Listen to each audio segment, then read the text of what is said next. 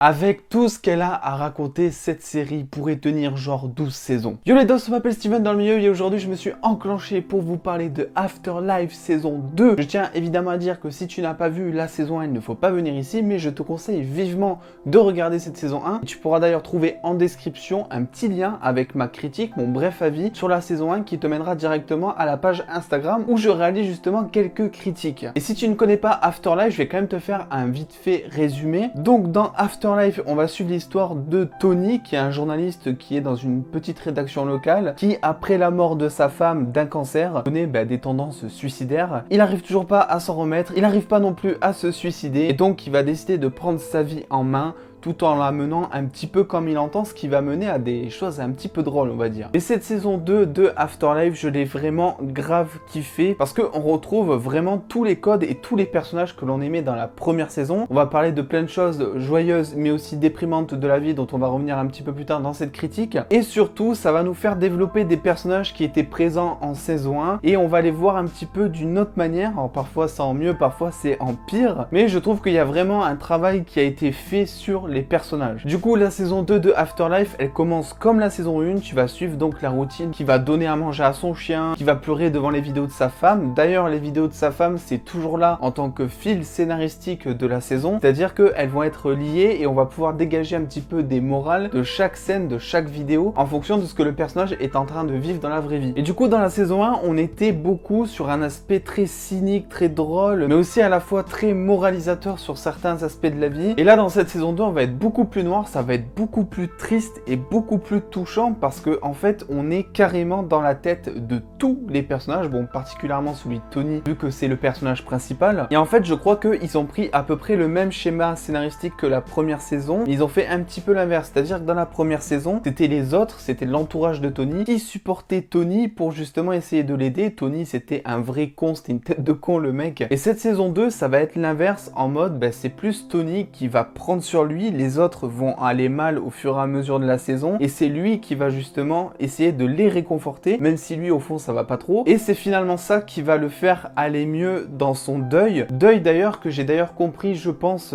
par ces deux saisons. C'est parce qu'en fait je pense que les scénaristes suivent tout simplement le cycle du deuil si vous ne connaissez pas, et c'est vrai que quand vous regardez le schéma que je vous mets juste ici et quand vous connaissez un petit peu la saison 1 et la saison 2, on se rend compte finalement que notre cher Tony est au milieu justement parce qu'il dit beaucoup, en train de culpabiliser, et on le sait parce qu'on rentre beaucoup dans sa tête, parce que contrairement à la première saison, il va beaucoup parler de ses émotions, il va dire qu'il culpabilise, il va dire qu'il est triste, il va vraiment être un peu moins pudique envers le spectateur, même s'il est toujours un petit peu envers ses proches. Ce que j'aimais avec cette série, c'est que on oublie le truc de tu peux parler de tout, mais pas à n'importe qui. C'est que cette série va vraiment parler à tout le monde, mais comme elle l'entend, elle s'en bat la race complet. On va avoir plein de choses qui vont être traitées, comme le racisme, comme la discrimination, la mort évidemment. Il y a aussi un petit bref passage sur la transmophobie, et c'est traité vraiment, même pas avec la légèreté qui se doit comme toutes les autres séries le feraient, c'est traité avec le plus d'humour noir possible, mais exagéré. Par exemple pour le point transmophobique, sans rien vous dire, mais c'est vraiment quelque chose que tu ne vois quasi nulle part. Quand tu vois un trans, tu penses pas forcément à ça, on va dire, et tous les trucs sont un petit peu exagérés, l'humour est exagéré, et c'est ça qu'on aime finalement, c'est que quand tout est exagéré, plus rien n'est important, et c'est ça que cette série essaie de nous dire, plus rien n'est important sauf la mort et l'amour. Malgré tout ça, je pense qu'on a connu quelques longueurs en milieu de saison comparé à la première. C'est vrai que la première, je l'ai enchaînée hyper vite il y a longtemps maintenant, je me la suis refaite il y a pas longtemps, mais ça allait très vite, c'est 6 épisodes je crois de max une demi-heure chacun, donc ça va très vite. Et en plus en saison 1,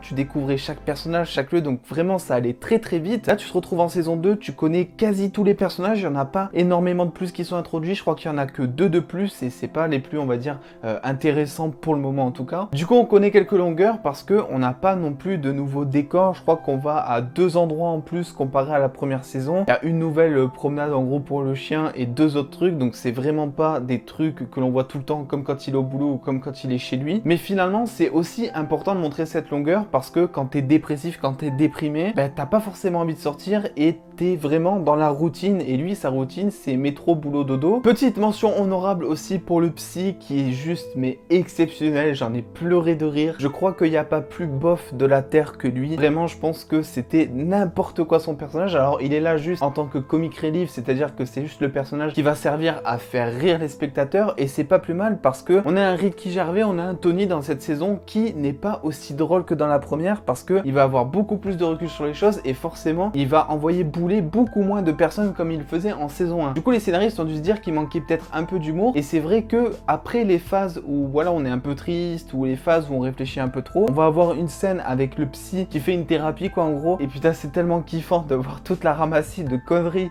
qu'il peut dire, c'est vraiment n'importe quoi, j'étais plié, vraiment merci. J'ai adoré aussi qu'on voit un petit peu plus la travailleuse du sexe et le facteur Pat, ce bon vieux Pat, qui vraiment dès la première saison tu sentais que c'était des personnages un petit peu hors du commun, qui étaient pas trop développés, qui étaient secondaires, qui restent aussi secondaires dans cette saison, mais qui sont beaucoup plus mis en avant de par leur personnalité, de par leur relation, et c'était vraiment kiffant finalement d'apprendre, on va dire, certains aspects de leur vie ou de leur caractère, et de voir surtout comment ils vont fonctionner avec Tony, qui lui est vraiment beaucoup plus terre à terre que d'autres, et c'est un truc que j'ai beaucoup de mal à cerner chez Tony justement dans ce personnage, c'est qu'il y a des moments t'as l'impression qu'il a l'esprit hyper ouvert, je veux dire il est quand même pote avec une travailleuse du sexe, c'est pas tout le monde qui irait vers ce chemin je pense, et pourtant à côté il y a des trucs qu'il va pas concevoir, notamment quand il va faire les interviews chez les personnes pour récupérer des articles on va dire un petit peu hors du commun, c'est que des teubés, c'est que des mecs qui sont complètement à l'ouest complet, et c'est là où cette ouverture d'esprit du coup elle est pas forcément on va dire représentée, c'est que tu sens que le mec c'est trop pour lui quoi, il y a des trucs et puis même pour tout le monde,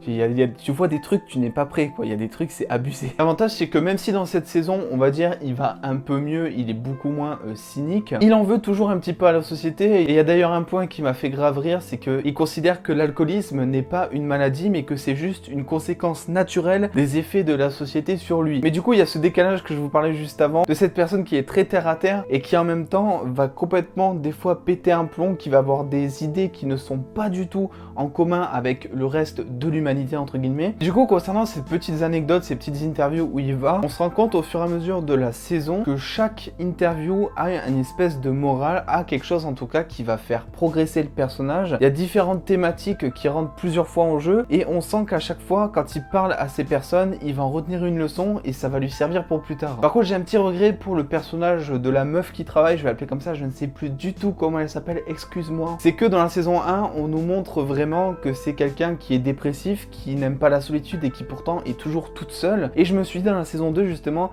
ils vont la développer, ils vont l'améliorer. Au final je crois qu'elle a plus d'apparitions dans la saison 1 que la saison 2, mais c'est vraiment un personnage que j'apprécie de ouf et j'espère qu'en saison 3 ça continuera, parce qu'il me semble que Ricky Gervais a dit récemment qu'il voulait une saison 3, donc de toute façon je pense qu'il y aura une saison 3. Du coup avant de passer en partie spoiler, tout simplement la saison 2 de Afterlife, évidemment que vous devez la regarder si vous avez vu la saison 1 et que vous l'avez appréciée, c'est juste la continuité de la vie de Tony, et c'est une continuité qu'on pourrait tous connaître finalement parce que c'est quelque chose que beaucoup de personnes actuellement vivent ou ont vécu, le deuil en plus qui est pas quelque chose de facile, et vraiment je pense qu'on peut qu'être admiratif envers le personnage, il lui arrive que de la merde que ce soit en saison 1 ou en saison 2 et le mec continue tout de même de vibrer, de sentir la life quoi. Du coup avant de passer en partie spoiler, n'oublie pas de t'abonner et de lâcher le petit like qui fait plaisir. Je remercie également tous les dos qui ont contribué aux 125 pubs vues sur YouTube, ça fait grave plaisir. Et c'est parti, on spoil.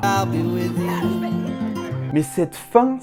j'étais pas prêt, vraiment, cette fin qui t'a pris aux tripes. Tu ne savais pas dans quel sens ça allait partir, tu ne savais pas s'il allait se suicider. Et on pensait tous, je pense, qu'il allait se suicider parce qu'on voit une vidéo de sa femme qui dit « C'est bon, maintenant je m'autorise à dormir, bonne nuit ». Il y a toute cette symbolique justement de bonne nuit qu'on nous explique justement avant. Tu sens que c'est le moment de dormir pour les deux et dans ta tête, tu sens le truc arriver et tu te dis « Non ». Tony fais pas ça, Tony ne fait pas ça. Et on le voit qui panique, on le voit, on a vraiment, j'avais les mêmes watts, j'étais comme un fou. Et le truc qui nous brise le cœur en plus, c'est qu'il y a un fucking chien à côté qui, je kiffe les chiens, tu vois, mais il est trop touchant, tu le vois aboyer, tu vois que son chien c'est un petit peu comme une représentation de sa femme, c'est lui qui va l'empêcher de faire les plus grosses conneries, pour le coup se suicider. Et là, on a un truc qui arrive juste avant qu'il se suicide, parce que sinon il est suicidé, il a l'amour qui sonne à sa porte. Alors oui, ça fait un peu cliché, c'est sûr, mais je n'ai jamais été aussi content d'entendre quelqu'un sonner à une porte, bon, sauf peut-être quand j'ai reçu mon téléphone ou mon ordinateur par la poste, c'était aussi cool. Alors pour tout vous dire, je pensais pas vraiment qu'il allait se suicider parce que je me doutais qu'il y aurait une saison 3. Je me suis dit, il va prendre des pilules et ça va se terminer comme ça, on ne va pas savoir la suite. Mais je pensais pas qu'on allait finir la saison sur une finalité comme ça a été le cas ici. Je suis assez content aussi finalement qu'ils aient pas joué trop tôt la carte de l'amour avec l'infirmière parce que clairement, le personnage n'était pas prêt pour entamer une nouvelle relation. Il avait également d'autres choses à faire, il devait s'occuper de son père, on y reviendra après, vous inquiétez pas. Et du coup, c'était vraiment, je pense, la meilleure des choses à faire, de faire venir l'infirmière chez lui, vraiment aux 10 dernières minutes du dernier épisode. C'était vraiment parfait, je trouve. Ce que j'aurais peut-être aimé un petit peu plus, c'est de voir vraiment le fait qu'il replonge dans ses pensées suicidaires. Il le dit quelques fois où en gros, il a des petites phases où d'un coup, il va avoir envie de se suicider, mais ça dure vraiment que 5 minutes, c'est pas comme avant où il était tout le temps en train de chialer, en train de parler qu'il est suicidé, qu'il en avait marre de la vie. Et on sent pas vraiment cette décadence chez le personnage qui va le faire conduire justement à cette fameuse scène du canapé à la fin où il prend toutes les aspirines. Mais pour le coup, c'est peut-être aussi pour un bien parce que tu t'y attends pas forcément, c'est-à-dire que le mec il va péter un plomb dans les 5 dernières minutes de la série. On a aussi du coup la femme du banc qu'on va appeler comme ça qui lui sert tout simplement de psy. Et du coup, c'est assez drôle de voir comment tout simplement un truc aussi formel et aussi institutionnel que la thérapie, ça marche pas forcément avec quelque chose qui est là aussi très connu du grand public, c'est le deuil. Et tu vois que finalement ça matche pas, qu'il n'arrive pas à progresser à cause de ce psy qui refuse de l'écouter, qui refuse de l'entendre, et que pourtant envers une totale inconnue qui n'est pas du tout formée pour, elle va arriver à faire progresser le personnage principal. D'ailleurs ça m'a fait rire parce qu'il y a quelques apparitions donc du propriétaire du journal qui à la fin s'assoit sur le même banc que la femme du banc justement, et on a vraiment l'impression que le mec c'est l'incarnation de Tony mais dans le futur en fait, c'est-à-dire que lui aussi parle de sa femme, il dit qu'il n'arrive pas à s'en remettre, mais on voit que quand même il arrive à vivre avec, qu'il s'en est pas remis, mais que tout simplement il considère que la vie doit continuer, et il le dit d'ailleurs. Évidemment son père qui meurt, je pense que j'étais pas prêt pour le coup. Je trouve que la réaction de Tony est totalement normale parce que c'est vrai qu'il est pas dévasté au final, il était prêt que son père meure, et il le dit lui-même que son père ça fait un moment déjà qu'il est parti, qu'il n'est plus lui-même, donc je pense que quelque part pour Tony c'est aussi une forme de soulagement envers son père d'ailleurs qui est juste formidable. Je ne sais pas exactement ce qu'il a, mais on dirait qu'il a une forme d'Alzheimer en tout cas à certains moments, et c'est totalement tordant parce qu'il te sort des trucs, et là aussi on a une dédramatisation de la maladie en fait. Avant de vous laisser, petit mot sur le spectacle de fin. Effectivement c'était prévisible, de toute façon on savait que ça allait être ça, le clap de fin en gros, et c'était mais joue ici franchement, tous les personnages ont leur personnalité avec justement cette exagération dont je vous ai parlé en début de vidéo, et tous les personnages vont avoir une forme de vanne. Je pense notamment au mec, je ne sais plus comment il s'appelle, mais qui va lancer des blagues, mais alors totalement what the fuck, qui ne font pas rire, qui même toi devant ton écran t'es mal à l'aise, ou encore le petit gros comme il l'appelle, du mec qui fait que bouffer tout le temps. Et j'adore ça parce que il joue avec les gros clichés de tout le monde pour justement exagérer, et quand t'exagères ça dédramatise tout, et c'est ça le message principal de cette série, c'est vraiment que si t'es avec les bonnes personnes, quoi que l'on te dise, quoi que l'on te fasse, ça ne compte pas. Bref, du coup les dos, si ce n'est pas fait, n'oubliez pas de lâcher un petit like, dites-moi en commentaire si vous avez aimé cette série. Je redis encore, il faut vraiment que j'y pense, n'hésitez pas à partager la vidéo si elle vous a plu sur Insta en me taguant ou ailleurs, il n'y a pas de souci, ça fait toujours plaisir. Et en attendant les dos, on se retrouve très vite, soit pour des petites vidéos théories, soit pour des petites vidéos news. Bref, prenez soin de vous les dos, des bisous.